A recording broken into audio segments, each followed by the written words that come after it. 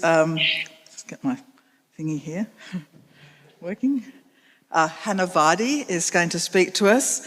Hannah's a student and she's been a duty of care campaigner. She's a student at the ANU where she studies law, climate science and biology. She's actually currently going to, in this election, going to be running for the Senate alongside independent ACT Senator David Pocock.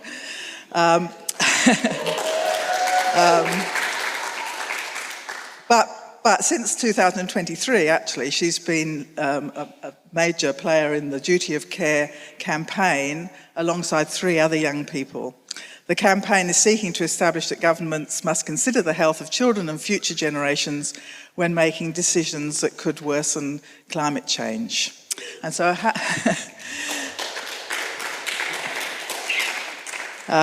this comes on top of many years of Hannah being involved in the school movement and the student movement. So Hannah's going to speak to us about her experience of what's happening in the world today. Over to you, Hannah. Thanks so much, Janet, for that really generous introduction. As Janet mentioned, I'm a student at ANU. Over the past 18 months, I've been working alongside 3 other incredible young women on this Duty of Care campaign.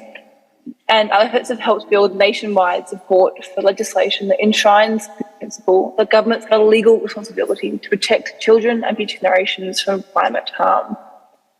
As Janet mentioned, I'm also running for the Senate with ACT Independent Senator David Pocock in the upcoming federal election. I'm so excited to continue to push for stronger climate action over the course of this campaign and to keep raising the issues that matter to so many Canberrans and to my generation. It is such a privilege to join you this morning, all the way from sunny Canberra. I've been so inspired by the Women's Climate Congress and its advocacy for women's participation and leadership in climate action. I know that this weekend began with some reflections on the legacy of the women who came before us, those who challenged war and injustice with care, cooperation and courage.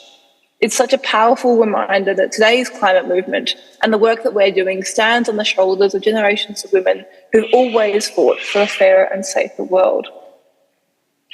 In opening this morning's session, I wanted to provide some perspective on how the climate crisis has impacted my life and will continue to impact the lives of those in generations to come.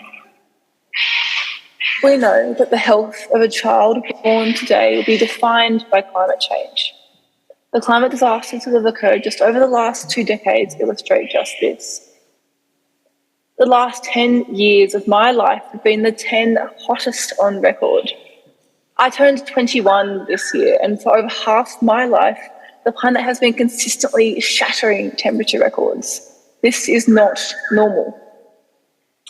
A little over a year before I was born, in January 2003, devastating bushfires hit Canberra, burning nearly 70% of the ACT.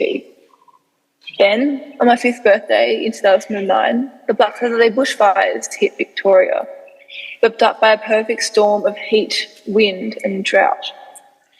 And then the Black Summer bushfires in 2019.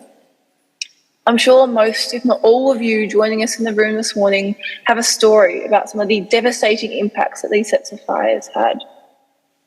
And then in 2022, as I turned 18, floods devastated parts of northern New South Wales, inundating the Mullumbimby home that my dad grew up in. It is highly likely that none of these events would have reached the scale, the magnitude or the ferocity that they did without climate change. Anger or grief.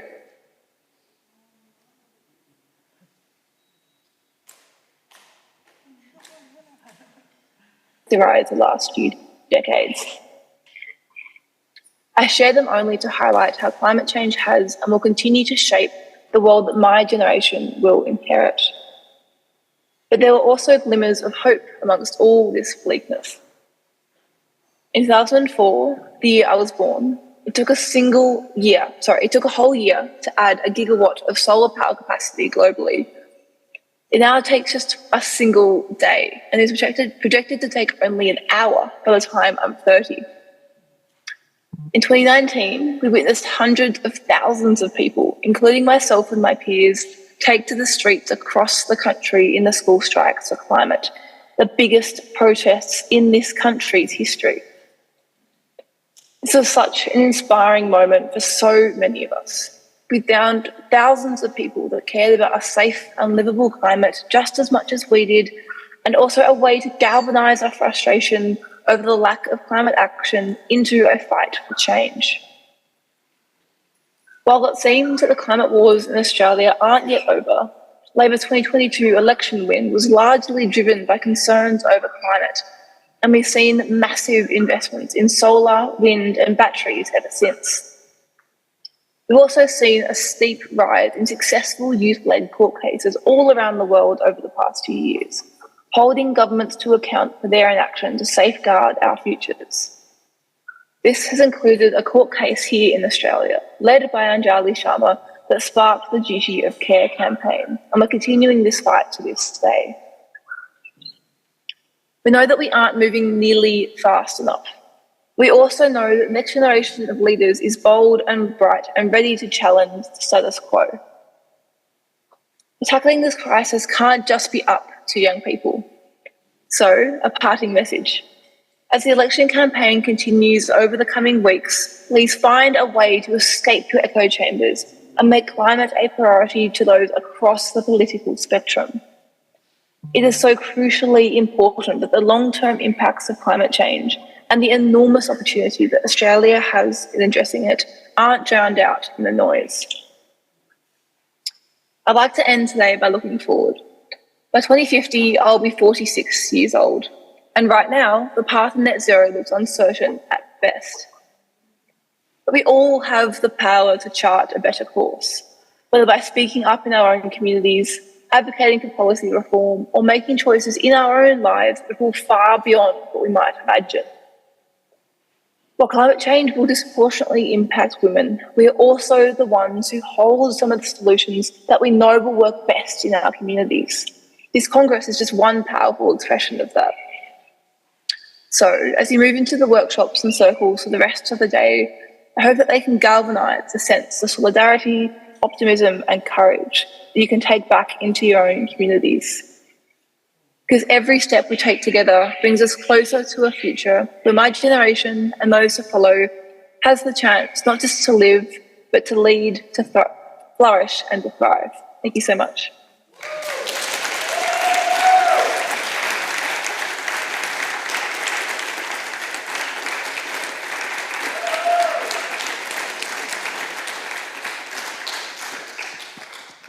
Thank you very much, Hannah, for those powerful words, and good luck with your upcoming campaign. I'm sure I'll see you, Thank you so much. Around town in Canberra when we get back to Canberra. I've got two other guests in the waiting room, and I've got a guest politician here, so I think we might move on without any questions at the moment, because we're just about on time to start the next the session.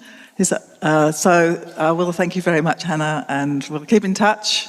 And Thanks you can see Charlotte. the support you have here, and I'll see you. Wonderful. Have a wonderful rest of the day.